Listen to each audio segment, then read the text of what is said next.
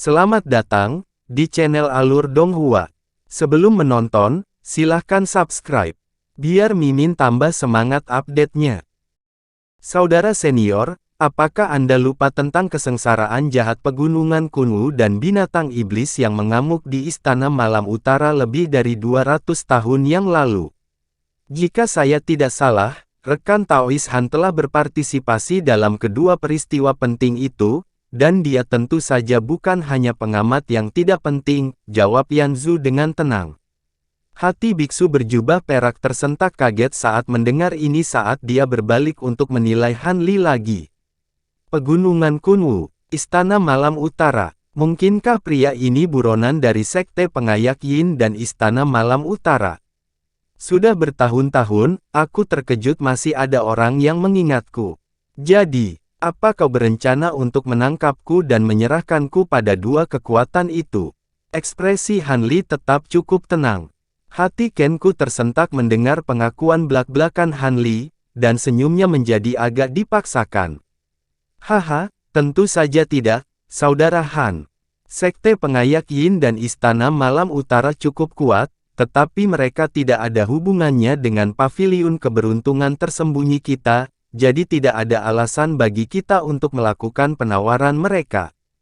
Namun, saya benar-benar telah mendengar banyak tentang Anda, Saudara Han. Saya mengepalai bahwa iblis tuakian dari Sekte Pengayak Yin dan Tuan Naga Arktik dari Istana Malam Utara semuanya telah jatuh ke tangan Anda, apakah itu benar?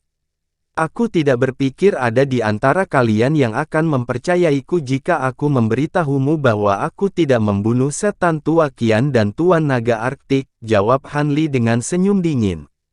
Ekspresi biksu berjubah perak berubah agak suram ketika dia berkata, saya mendengar bahwa Anda hanya seorang kultivator Midnas Chen Sol pada saat itu, Saudara Han.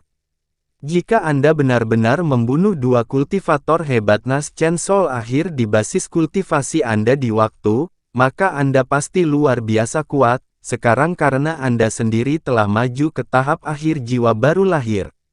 Saya benar-benar menantikan untuk berdebat dengan Anda sekarang, rekan Daois Han. Setelah mendengar tantangan berani biksu itu, Kenku buru-buru menyela, tentunya tidak perlu untuk itu, Tuan Yuanzi.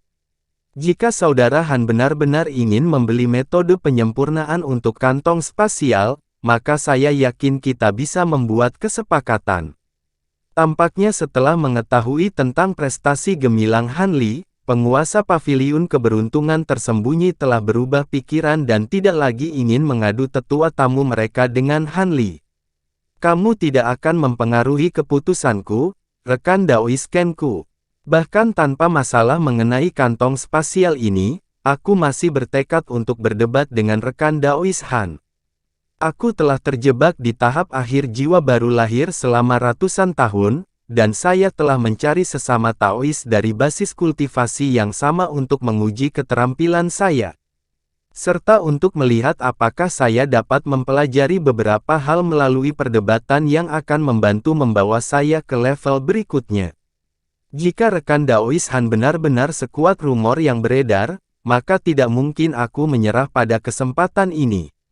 Biksu berjubah perak itu tampaknya sangat bertekad. Ekspresi Kenku segera memburuk setelah mendengar ini, dan dia meminta bantuan Yanzu. Tidak perlu bagimu untuk merasa bermasalah, dermawan Ken. Ini hanya pertandingan sparring, dan itu akan saling menguntungkan baik kakak senior Yuanzi dan rekan Taois Han. Sejujurnya, aku juga ingin menyaksikan kekuatan dari kultivator paling elit dari wilayah surgawi selatan, kata Yanzu sambil tersenyum. Kenku benar-benar terdiam. Kamu tahu dari mana aku berasal? Setelah mendengar penyebutan wilayah surgawi selatan, hati Han Li tergerak saat ekspresinya menjadi gelap. Yanzu tampaknya dapat mengumpulkan pikiran Han Li, dan dia menjawab dengan tidak tergesa-gesa, tidak perlu khawatir, Saudara Han. Kamu sangat misterius bagi para kultivator normal, tetapi untuk kekuatan besar seperti Sekte Suara Petir kami, tidak sulit untuk melacak asal-usul Anda. Apakah Anda benar-benar berpikir bahwa Sekte Pemilah Yin dan Istana Malam Utara tidak mengetahui informasi ini? Hanya saja mereka mewaspadai kekuatan Anda dan berpura-pura tidak menyadarinya. Lagi pula, kedua sekte masing-masing telah kehilangan seorang kultivator hebat, serta beberapa tetua Naschen Soul lainnya. Mereka saat ini terlalu sibuk berurusan dengan sekte lain yang mencoba memanfaatkan situasi untuk berkomplot melawan mereka, jadi mereka tidak memiliki kapasitas cadangan untuk mengejar Anda. Jika tidak, Anda tidak akan bisa menjalani kehidupan yang begitu santai di wilayah selatan surgawi beberapa tahun terakhir ini, rekan Daois Han. Ekspresi Han Li sedikit mereda setelah mendengar ini, dan dia berkata, itu benar. Saya tidak tahu tentang sekte lain, tetapi sekte pengayak Yin kemungkinan besar mengetahui asal-usul saya. Namun, saya tidak tertarik untuk berdebat dengan seorang kultivator, dari basis kultivasi yang sama kecuali saya ingin mendapatkan keuntungan darinya. Rekan Taois Kenku, saya hanya bersedia menerima tantangan ini jika Anda berjanji kepada saya bahwa Anda akan menyerahkan metode penyempurnaan jika saya mengalahkan Tuan Yuanzi. Pria berjubah perak itu goyah setelah mendengar ini sebelum beralih ke Kenku. Ekspresi Kenku menjadi agak ragu-ragu, tetapi dia mengambil keputusan setelah beberapa saat. Senyum muncul di wajahnya saat dia berkata, melihat rekan Taois Han begitu percaya diri, tidak tepat bagiku untuk menolakmu. Jika kamu bisa mengalahkan Tuan Yuanzi dalam pertandingan tanding, maka aku tidak ragu-ragu. Menawarkan metode penyempurnaan untuk kantong spasial. Han Li terkekeh saat dia bangkit, dan segera berkata, hanya itu yang perlu saya dengar, rekan Daois Kenku. Mohon pencerahannya, Guru Yuanzi. Sejujurnya, saya sangat ingin tahu tentang teknik rahasia Buddhis sebagai baik, saya harap Anda tidak akan mengecewakan saya, Tuan Yuanzi. Kata-katanya mengirimkan kehebohan di semua kultivator formasi inti yang hadir. Sementara itu, Yan Zhu berdiri di samping dalam diam dengan senyum lebar di wajahnya. Senyum dingin muncul di wajah biksu berjubah perak itu, dan sedikit keganasan muncul di wajahnya. Istana keberuntungan tersembunyi tidak akan cukup besar untuk mengadakan pertandingan tanding antara kalian berdua, bagaimana kalau kita membawa ini keluar, rekan Daois? Aku yakin pembatasan penerbangan tidak akan menjadi masalah bagi kalian berdua, usul Kenku. Saya tidak keberatan. Biksu berjubah perak itu mengangguk sebagai jawaban. Kami akan melakukan apa yang Anda katakan, Pavilion Lord Ken. Han Li juga menerima pengaturan ini dengan acuh. Dengan demikian, mereka semua segera keluar dari istana. Semua orang tetap berdiri di tempat, sementara Han Li dan biksu berjubah perak naik ke udara. Han Li melakukannya sebagai seberkas cahaya biru, sementara bunga teratai putih muncul di bawah kaki ke udara. Beberapa saat kemudian, keduanya muncul di langit tinggi di atas istana keberuntungan tersembunyi, saling berhadapan dengan jarak beberapa ratus kaki di antara mereka. Biksu berjubah perak itu menatap Han Li beberapa saat sebelum tiba-tiba mengucapkan doa Buddha, di mana lapisan cahaya keemasan muncul di wajahnya. Ekspresi lesu Han Li memudar setelah melihat ini, dan alisnya berkerut saat dia tiba-tiba bertanya, saya pernah mendengar bahwa Guru Yuanzi adalah pelindung Vajra Buddha, mungkinkah Anda telah mengembangkan seni Bright Jade yang legendaris? Biksu berjubah perak itu sedikit goyah setelah mendengar Han Li mengidentifikasi seni kultivasinya, tetapi ekspresi bangga dengan cepat muncul di wajahnya ketika dia menjawab, oh, saya tidak berpikir bahwa Anda akan begitu berpengetahuan tentang seni kultivasi Buddha kami, rekan Taois Han. Memang, saya sedang mengembangkan seni Bright Jade. Mohon pencerahannya, rekan Daois Han. Dia menyatukan kedua telapak tangannya dan mulai mengucapkan serangkaian nyanyian Buddhis, diikuti oleh rune perak yang muncul di atas jubah peraknya.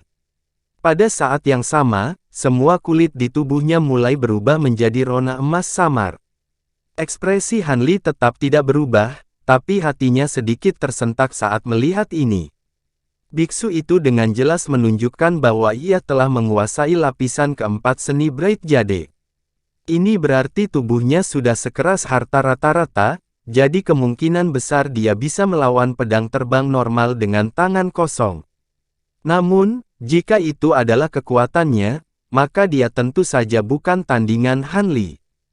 Han Li tidak membuang waktu lagi dengan kata-kata saat dia mengayunkan lengan bajunya ke udara.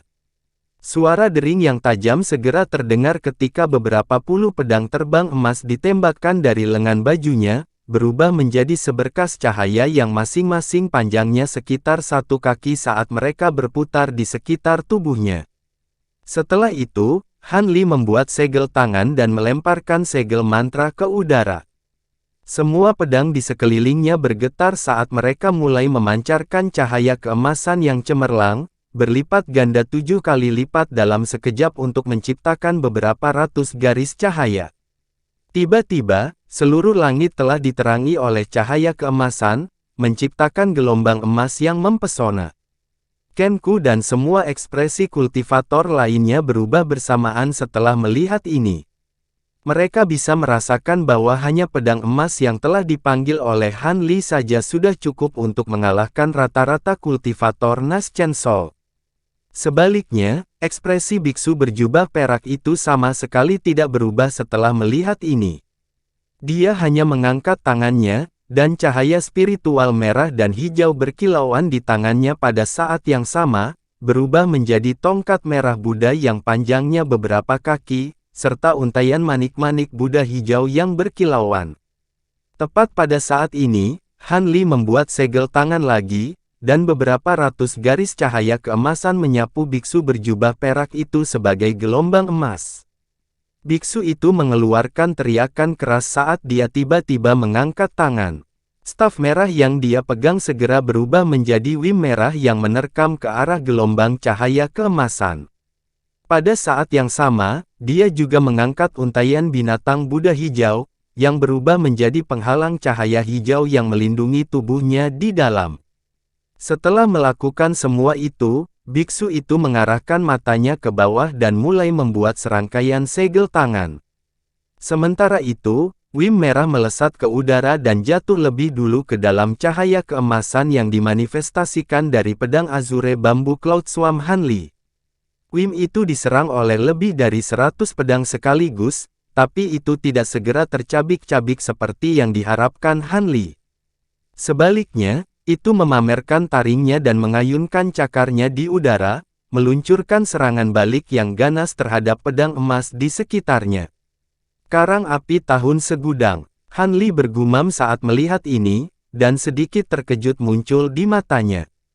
Setelah menambahkan auric essence ke semua pedang terbangnya, mereka memiliki kekuatan penghancur yang sangat besar. Namun, ada beberapa bahan di dunia manusia yang masih bisa menahan pedang terbangnya, dan karang api tahun segudang adalah salah satu bahan itu. Namun, bahan ini bahkan lebih langka daripada esensi auric, namun biksu ini bisa mendapatkan sumbernya dan menambahkannya ke staf Buddhisnya. Selain itu, tampaknya proporsi karang api tahun segudang di staf cukup tinggi. Kalau tidak, itu pasti tidak akan bisa tetap tanpa cedera. Biksu itu tidak menghiraukan seberkas cahaya keemasan yang datang dan terus membuat segel tangannya, tampaknya sangat percaya diri pada penghalang cahaya yang dimanifestasikan oleh untaian manik-manik Buddha. Han Li mendengus dingin saat melihat ini. Cahaya keemasan yang gemilang terpancar dari pedang terbangnya, dan pedang itu menjadi semakin kuat. Serangkaian dentuman keras meletus saat seberkas cahaya keemasan menabrak penghalang cahaya secara bersamaan, tapi kedengarannya mereka telah menabrak sebongkah kayu mati. Penghalang lampu hijau bergetar hebat, tetapi pedang emas tidak dapat menembusnya. Han Li bergerak saat melihat ini saat dia membuat segel tangan. Tiba-tiba, garis-garis cahaya keemasan di sekitar biksu berjubah perak naik ke udara serempak. Cahaya keemasan tiba-tiba mulai memancar ke segala arah dan seolah-olah matahari keemasan terbit ke langit. Setelah cahaya keemasan pijar memudar, pedang emas besar yang panjangnya beberapa puluh kaki terungkap. Pada saat ini, Han Li menunjuk satu jari. Cahaya keemasan yang berkilauan di permukaan pedang besar itu meredup, tetapi lapisan cahaya glasial putih muncul di tempatnya. Segera, lapisan tebal kristal es terwujud mengubah pedang menjadi pedang es raksasa dengan panjang lebih dari 100 kaki. Seluruh pedang itu berkilauan dan tembus cahaya, dan semua penonton menarik napas tajam bersamaan saat melihat kedahsyatannya. Ekspresi biksu perak itu akhirnya berubah drastis setelah melihat ini. Tepat pada saat ini, Han Li mengayunkan tangannya ke bawah dengan ekspresi dingin, dan mengucapkan kata, "Slash." Pedang es itu bergetar sebelum jatuh ke bawah dengan kekuatan yang menghancurkan. Bahkan sebelum itu mengenai penghalang lampu hijau, fluktuasi yang terlihat dengan mata telanjang mulai muncul ke permukaan di ruang sekitarnya. Suara melengking yang keras juga meletus pada saat yang sama. Biksu berjubah perak itu memang cukup percaya diri dengan daya tahan penghalang lampu hijaunya, tapi dia pasti tidak berani membiarkannya terkena serangan menakutkan itu. Karena itu, dia mengucapkan mantra Buddhis, dan bunga teratai putih di bawah kakinya berputar, akibatnya, serangan dahsyat pedang raksasa menghantam udara tipis. Detik berikutnya, semburan cahaya putih melintas beberapa puluh kaki jauhnya, dan bunga teratai muncul sekali lagi. Beku itu kemudian juga muncul di atas teratai putih dan pada saat yang sama, dia membuat segel tangan terakhir untuk melengkapi urutannya. Gelombang tekanan spiritual yang mencengangkan segera melonjak keluar dari tubuhnya, dan proyeksi besar setinggi 60 kaki tiba-tiba muncul di atas kepalanya. Seluruh tubuh proyeksi ini berkilauan dengan cahaya keemasan, dan fitur wajahnya sangat menyeramkan. Itu memiliki kepala rambut keriting, dan tubuh bagian atasnya telanjang bulat. Proyeksi itu adalah gambar meludah dari Buddha Engri Ai Vajra yang legendaris. Setelah proyeksi Vajra muncul, biksu berjubah perak itu segera mengeluarkan teriakan keras saat dia melemparkan dua pukulan ke arah pedang es besar dari jauh. Ledakan keras terdengar saat proyeksi Vajra emas meniru gerakan biksu itu, menyerang pedang dengan tinjunya. Dua bola cahaya keemasan meledak, dan pedang es besar itu terlempar ke udara di tengah ledakan yang menggelegar, hanya berhasil menahan momentumnya setelah jungkir balik di udara beberapa kali. Han Li buru-buru mengalihkan pandangannya ke arah pedang, di mana sedikit keterkejutan melonjak di hatinya. Dia menemukan bahwa setelah terkena proyeksi Vajra emas, lapisan es yang menutupi bagian pedang yang terkena tinju Vajra telah benar-benar hancur, memperlihatkan pedang emas yang berkilauan di dalamnya. Han Li cukup bingung saat melihat ini. Biksu berjubah perak itu tampaknya menggunakan seni kultivasi yang tidak persis sama dengan seni Bright Jade, tetapi tampaknya terkait dengannya. Namun, setelah memurnikan semua pedang terbangnya lagi selama pengasingan, ada sejumlah besar jade mendalam yang dimasukkan ke dalam setiap pedang, mencapai batas atas jumlah jade mendalam yang bisa dikandung setiap pedang.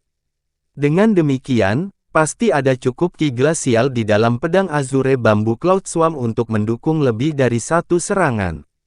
Dengan demikian, Han Li membuat segel tangan, dan cahaya glasial putih muncul di bagian pedang di mana lapisan es telah hancur. Lapisan es segera memperbaiki dirinya sendiri sebelum pedang es menyapu biksu itu lagi. Kekuatan yang terkandung di dalam pedang es raksasa itu sama hebatnya seperti sebelumnya. Baru sekarang biksu berjubah perak itu menyadari betapa sulitnya prospek yang harus dihadapi oleh pedang es besar ini. Ekspresinya menjadi gelap, namun dia tidak mengeluarkan teknik gerakan untuk menghindari serangan yang akan datang. Sebaliknya, tubuhnya membengkak dan lengannya tiba-tiba menebal secara signifikan. Setelah itu dia bertepuk tangan secepat kilat. Suara gedebuk terdengar saat proyeksi Vajra meniru gerakannya, menyatukan kedua tangannya yang besar untuk menangkap pedang es di udara, sehingga mencegahnya untuk melanjutkan penurunannya. Proyeksi Vajra secara objektif cukup besar, tapi itu tidak mendekati ukuran pedang es raksasa. Dengan demikian, proyeksi Vajra dibuat agar terlihat seperti anak kecil yang sedang menangkap pedang. Namun, itu benar-benar berhasil menghentikan pedang es yang membeku di jalurnya. Murid Han Li berkontraksi setelah melihat ini, dan dia benar-benar terkejut dengan pergantian peristiwa ini. Mengesampingkan kekuatan besar yang terkandung di dalam pedang es itu sendiri, hanya ki glasial yang berasal dari giok mendalam tahun segudang yang mampu membekukan semua harta yang berani menghalangi jalannya. Namun, proyeksi Vajra emas berhasil menahan pedang itu dengan tangan kosong, dan tampaknya benar-benar tanpa cedera. Ini benar-benar teknik rahasia yang luar biasa. Han Li mengalihkan perhatiannya ke biksu berjubah perak untuk menemukan bahwa ia tampaknya tidak dalam kondisi sebaik proyeksi Vajra. Meskipun lengannya tetap teguh, tubuhnya membungkuk tanpa sadar, dan cahaya keemasan yang berkilauan di sekelilingnya goyah, dengan demikian menunjukkan bahwa dia berada di bawah banyak tekanan dan ketegangan. Alis Han Li sedikit berkerut saat melihat ini. Teknik rahasia biksu ini tampaknya agak mirip dengan seni iblis 6 puncak, tetapi juga sangat berbeda pada saat yang sama. Seni 6 Apex Devils memungkinkan seseorang untuk mewujudkan 6 proyeksi iblis, tetapi semua bayangan iblis harus bergantung pada sumber kekuatan eksternal. Namun, proyeksi Vajra yang dipanggil oleh biksu ini sepenuhnya didukung oleh kekuatan sihir dari dalam tubuh biksu tersebut, dan kekuatan teknik rahasia ini juga berhubungan langsung dengan seni Bright Jade. Jika biksu itu tidak menguasai lapisan keempat seni Bright Jade, serangan dari pedang es akan menghancurkan tubuh fisiknya, bahkan jika proyeksi Vajra bisa menanganinya. Han Li cukup kagum dengan kecerdasan biksu ini, tapi ini tentu saja bukan sejauh mana kekuatan pedang Azure Bambu Cloud Swarm. Dia membuat segel tangan sekali lagi saat dia mengaktifkan kemampuan lain dari pedang terbang.